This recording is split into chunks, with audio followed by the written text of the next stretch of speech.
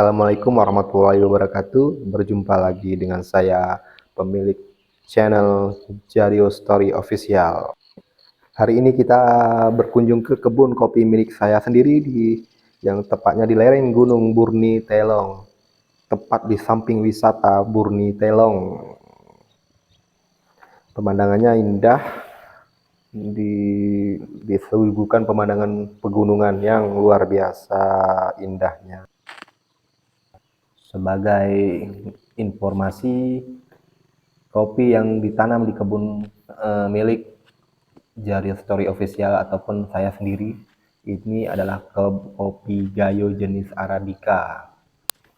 Nah, ini jalan masuknya, ini jalan menuju Gunung Burni Telong. Nah, kebun kita sebelah ini kita lagi sebelah kanan ya, sebelah kanan. Nah, kalau kita lurus kita menuju ke gunung. Nah, jadi orang mendaki lewat sini jalannya. Ini dia ke atas. Nah, kebun kita berada di sebelah kanan. Ya, kita lihat lagi ya. Nah, ini dia kebun kita, kebun kopi kita. Di sini tanaman kopi yang kita tanam adalah kopi Arabica gayo ya. Di sini ada jenis varietas Tim dan Ateng Super. Di sini ini kopi yang berumur di atas 10 tahun dan tapi sudah kita sisipkan kopi yang baru muda. Ini baru tanam nih, baru 2 tahun ini. Kopi ini baru 2 tahun kita tanam, sudah mulai berbuah ya. Ini sekitar 4 bulan lagi sudah panen ya, sudah merah.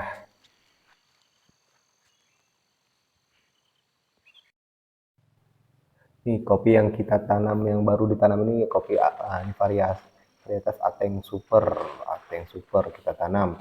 Ini biasanya kalau di ketinggian seperti ini dia dari umur ditanam kemudian mulai berbuahnya di umur 1 tahun 8 bulan ya. Sudah mulai berbuah. Nah, ini bisa kita lihat buahnya. Wah, banyak. Alhamdulillah hidup semua kopi kita. Ini kopi yang sudah berumur di atas 10 tahun, masih banyak buahnya juga. Tapi biasanya setiap bulan November seperti ini kita melakukan pemangkasan ya. Cuman karena kopi yang baru kita tanam sudah besar-besar dan sudah mulai berbuah, jadi nggak kita pangkas lagi kopi yang berumur 10 tahun tadi, karena rencananya di tahun depan setelah panen raya akan kita tebang atau kita tebang karena sudah ada penggantinya kopi yang muda di bawahnya tepat di sampingnya. Nah, jadi sekedar informasi, perkebunan di Gayo ini rata-rata berkisar di ketinggian 1000 hingga 1600 mdpl. Lokasinya itu ya pegunungan seperti ini. Mayoritas suku yang tinggal di daerah saya tinggal ini adalah suku Gayo. Perkebunan di daerah ini ataupun di kabupaten ini, di lokasi saya ini dikelola oleh perorangan seperti yang kebun milik saya ini, saya kelola sendiri. Dan penanamannya dilakukan di tempat teduh ya, ada pelindungnya. Biji yang dihasilkan biji Arabica ya, karena memang yang cocok ditanam di sini Arabica. Ada juga yang sebagian menanam kopi Robusta, tapi tidak banyak karena hanya minoritas, hanya 5% dari produksi kopi yang ada di Tanah Gayo ini. Nah, ini bisa kita lihat, ini kopi yang berumur di atas 10 tahun.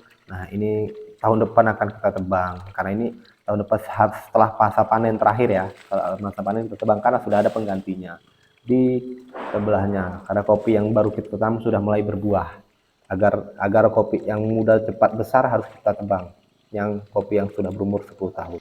Dan sebagai informasi, karakter rasa kopi Gayo yang ini tingkat keasamannya rendah dengan sedikit rempah ya, membuatnya digemari terutama di Amerika Serikat dan Eropa. Karakternya yang clean membuatnya laku sebagai campuran house blend, jadi dicampur dia sama kopi-kopi lainnya di negara luar ya. Ciri khas kopi Arabica Gayo ini cenderung memiliki rasa yang nggak konsisten ya. Hal itu terjadi karena perkebunan kopi ini di dataran tinggi Gayo memiliki ketinggian yang berbeda-beda karena pegunungan, dan cara budidayanya pun berbeda-beda setiap petani. Kalau kopi yang ditanam di area yang berbeda dengan ketinggian yang berbeda dan varietas yang beragam, maka kualitas fisik dan cita rasa juga pasti berbeda. Pada saat panen biasanya hasil panen harus secepat mungkin dipindahkan ke tempat Pemosesan biar menghindari pemanasan langsung yang bisa buat biji kopinya rusak, ya warna buahnya rusak, biasanya agak-agak kayak seperti busuk gitu.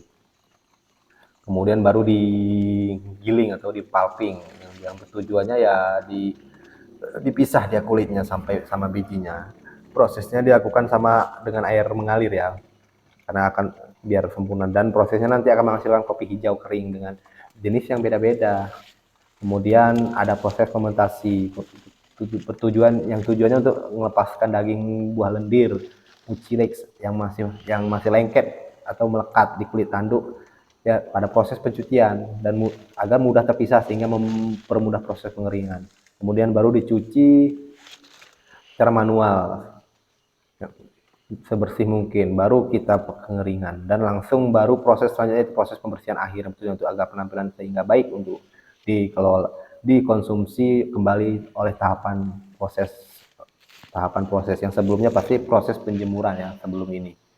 Biasanya tingkat kekeringan yang pas ada proses pengeringan itu di tingkat 11% ya, atau 12%, agar kopi eh, kualitasnya baik.